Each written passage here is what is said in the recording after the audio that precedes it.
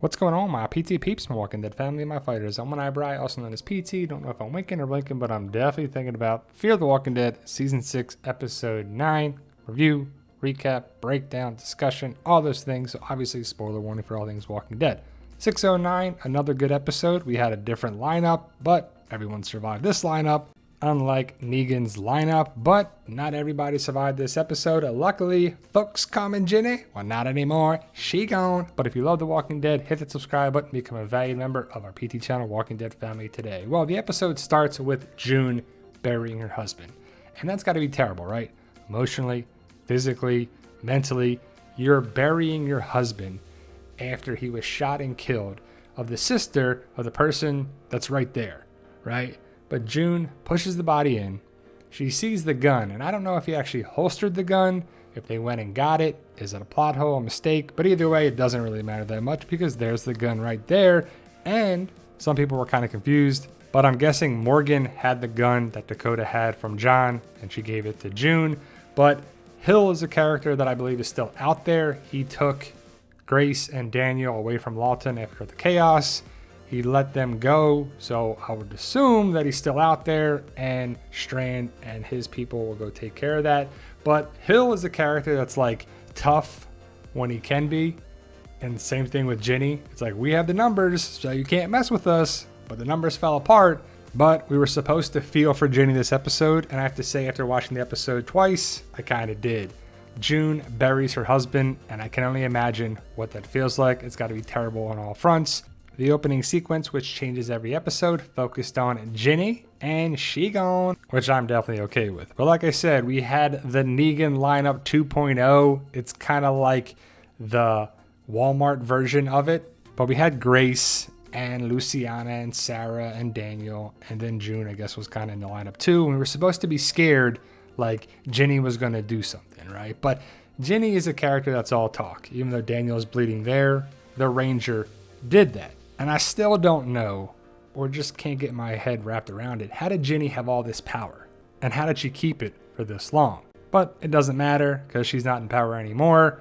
Really, the only one that took a beating here was Daniel. And I have to say, like Luciana, nothing against the actress, but the character is weak. We have so many filler characters, like she can go and so many characters can go on the show, but they kill off John last episode. And I'm sure Luciana makes it to the end. That's just what happens. But Grace is a character that was threatened here. I love the guy to the back left. He looks very threatening, very, I have to say. But Virginia is a character that was just like built stuff on threats. Like, I'll take you down. And Morgan shows up to save the day. And I talked about this in my live stream. He had his little plot armor bubble around him. No one even fired a shot. No one even did anything besides aimed their stuff at him. This was the Negan lineup gone wrong. It's basically Strand's opportunity to take out Ginny, and it was pretty great, I have to say. It was great to see that, Strand being Strand. We'll have to see what happens with Strand. Does he become a villain? Does he become helpful to the group again? Is he going to do his own thing? You know, he's one of those characters that's kind of a wild card. What's he going to do? Hill's there like, yep, I'm going to hold my gun here. Nope, going to point it here. Not going to fire a shot. And yeah, I'm going to be around there too. But Ginny is gone now. And hopefully you saw the episode. If you didn't, we'll tell you how she was taken out. But Strand built up an army. And he went from like prisoner to recruiter to having his army and then taking over Lawton in a matter of episodes, right? I mean, it was in the first half of season 6 that he took over things. And boom, he shot Ginny. And it's Ginny goes down. And it was so funny because the very next scene, she's like, nobody move! I just laughed at it like, what are you talking about? And yet again, she goes back to Grace. That's all she had. But Strand's people took down Lawton. And I would assume Strand is going to run Lawton and the other franchises. I'd laugh at that line too because what do you have, franchises? What are you running, McDonald's, Dunkin' Donuts? But Morgan traps Virginia and is going to kill her. But the whole episode's like, you can't kill me because of this. I can't kill you because of this. You can't kill me. I can't kill you. So we got to keep each other alive. Morgan saves Ginny. Callback to when Morgan was saved by Dakota. We find out that's what happened. And I'm guessing that's truly what happened. We go back to the water tower. We see the note. Ginny reads it, sees the handwriting. We find out that Ginny is the mother of Dakota. Kind of got that soap opera vibe. Or Maury Povich, you are the mother. But Morgan has a heart, and he needs Ginny alive anyway. That's the big thing, because he needs to get Grace and Daniel back. So he's got to get in the car and drive away. And he's trying to get away, but it was shot up by Sherry's people, which was kind of a letdown, right? Sherry had the opportunity to kill Virginia. She has all these people and the SWAT truck, which is a game changer. The SWAT truck is pretty much a tank in the zombie apocalypse. But Morgan, being Morgan, the plot armor's too thick here. He gets away with Virginia, his protective bubbles around her. And I have to say, Morgan said and did whatever he wanted this episode. They got split up, and Ginny's going, and you're like, yes, Ginny's gonna get taken out right here, right? She goes under the log, and we see the one walker in the episode. There was only one walker, and he had one budget, and I guess it's COVID era now when they're filming these episodes, right? But Ginny goes under the log, and Sherry has a clear shot. Boom, done. That'd be too easy. But again, that would be too easy. But Morgan shows up, saves the day, knocks her down, a la him fighting Jesus. So it's Morgan being Morgan, fighting another good guy. At least we think Sherry's a good guy, right? What if Sherry has her comic arc on Fear the Walking Dead? We'll have to see if that happens. But Sherry says to Morgan, you're just as bad as her. He's like, what? What'd you say? Like, showdown. And I have to say that Colby Manifi, who plays Virginia, did a great job. She made us not like the character, and that was her job. But Morgan takes Virginia back to his settlement. Everybody's like, why'd you bring her back here? Which is a great question. But Morgan and his people have been busy. Look at all the stuff they have there, and how many people are working for Morgan.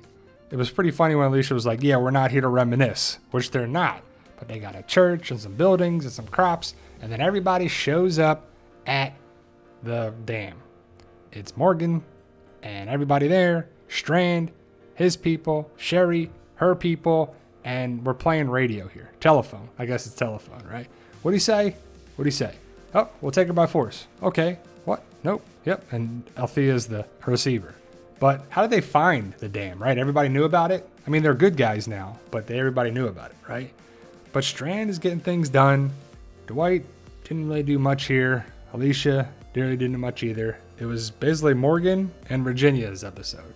And Morgan is going to take out Virginia, execute her, but then, that'd be too easy. And they didn't even talk yet, so you kind of figured it wasn't going to work out that way because Virginia needs to talk to Dakota. And what if Morgan killed her? Never would have found out. Virginia never would have talked to Dakota, and Dakota never would have found out anything, right? But Dakota's a prisoner in this place, and it makes you wonder, is Dakota to blame? Is she really a psycho?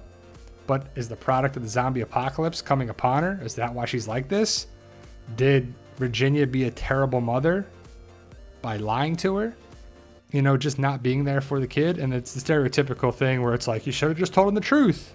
When in doubt, come clean. Well, we were too caught up in the lie and we had to keep rolling with it. Well, you should have just said the truth some time ago. But Daniel and everybody is set free and they come to the settlement.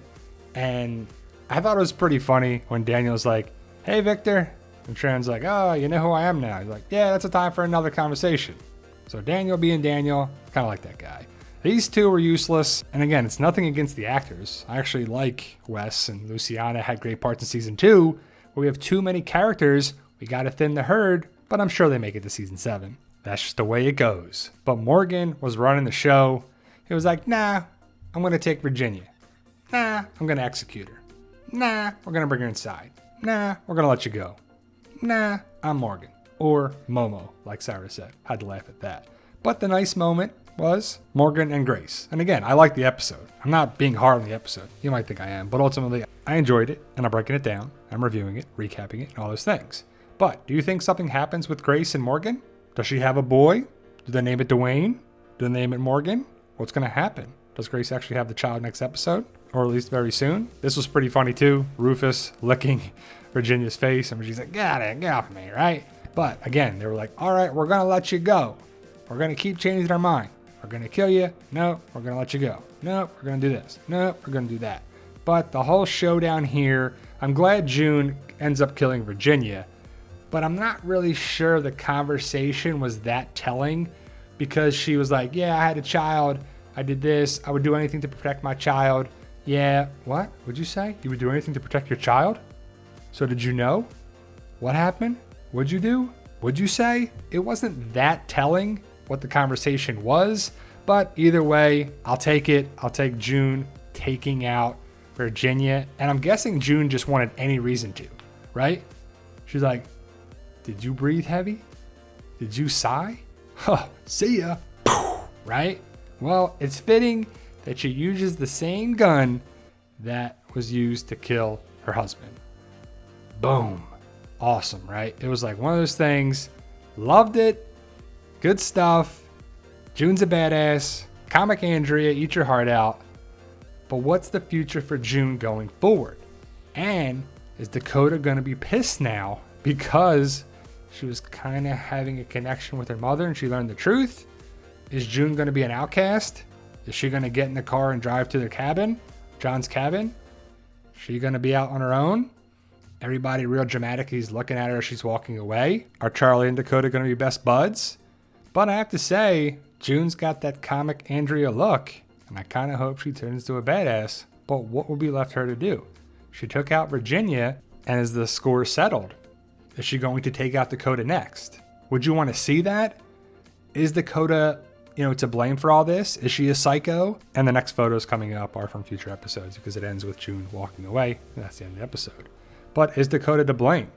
Or is the product of the zombie apocalypse? Just like Charlie. I could see them both living and being alive. That's what they do on the show.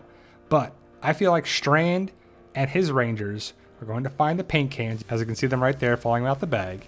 And that's going to bring in the end is the beginning people. Is that going to be next episode? Or in 2 episodes? Or what's going to happen? But we can see all these people make it. What's going on here? They're growing stuff inside, so they're safe and sound. But who is this guy? Is it who John was talking about with his dad and the 2-bit mortician? But I can't wait to find out where it goes in 6x10 to 6/16, the remaining episodes of season 6. Thank you guys. Let me know your thoughts. Post your comments below. Again, I enjoyed the episode and I can't wait for next week's. I hope it's a good one. Stay safe, like, share, subscribe, and tell them Daryl.